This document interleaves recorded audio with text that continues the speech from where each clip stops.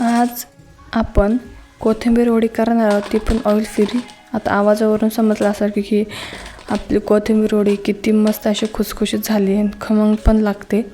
तर तेल न वापरता इतकी भारी वडी कशी करायची तर ते पण आपण बघूया.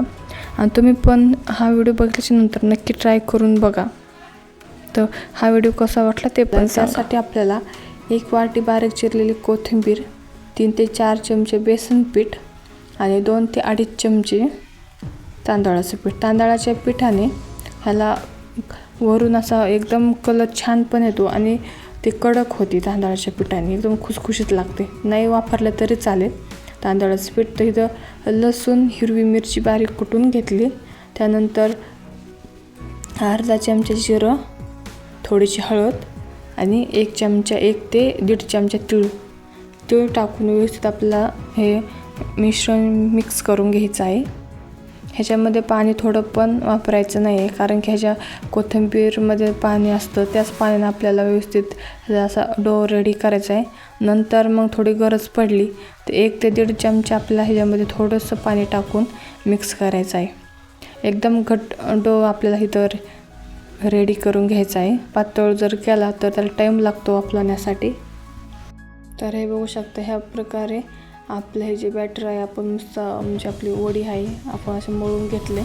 तर असा आपला आकार द्यायचा आहे.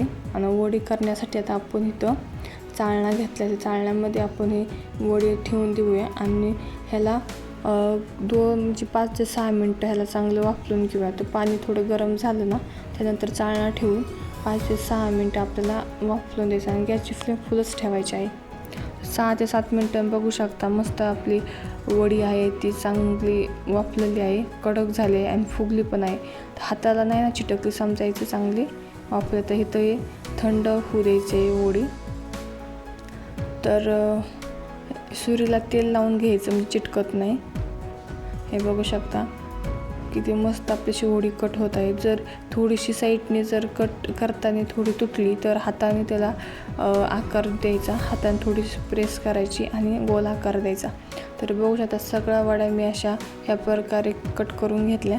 आता इथं मी ट्रे घेतला आहे. त्यानंतर त्याला खाली थोडंसं तूप लावायचं आणि किंवा तेल पण लावू शकता.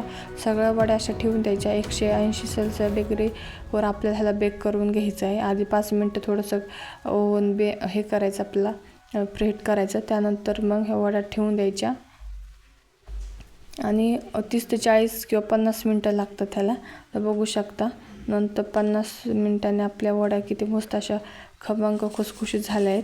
खायला एकदम भारी झालं. तर तुम्ही नक्की ट्राय करून बघा आणि हेल्दी पण आहे. तर ह्याच्यामध्ये तेल वगैरे काही नाही. तुम्ही वाटलंच तर थोडंसं तेल टाकून ह्याला फ्राय पण करू शकता किंवा तळू शकता. तळल्याने तर मग अगदीच भारी लागते. आणि हे बघू शकता आवाज पण कितीचा भारी होतो, कारण की आवाजावरून समजतं की आपली वडी जी आहे किती खमंग आणि खुसखुशीत झाली. तुम्हाला हा व्हिडिओ कसा वाटला मला कमेंटमध्ये नक्की सांगा. आणि तुम्ही पण नक्की अशा ह्या पद्धतीने वड्या तयार करून बघा.